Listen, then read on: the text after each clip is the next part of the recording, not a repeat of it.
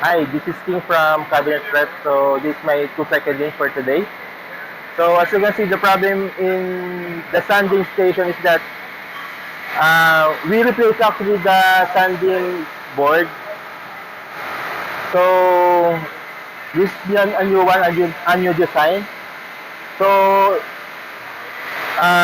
apart from that improvement, so we decided to improve also because when we are sanding, so the back plate of the sand belt actually became worn out.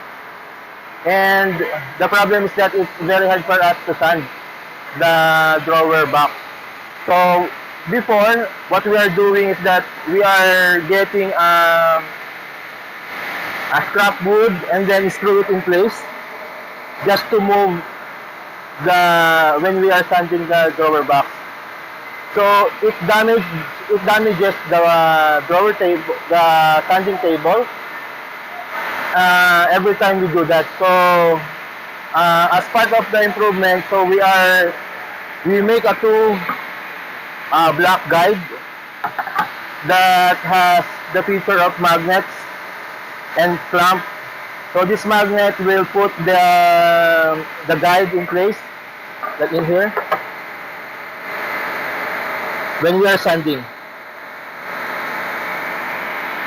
So we've provided a 9 1/4 and a 4 1/4 to move the when we are sanding the drawer back. So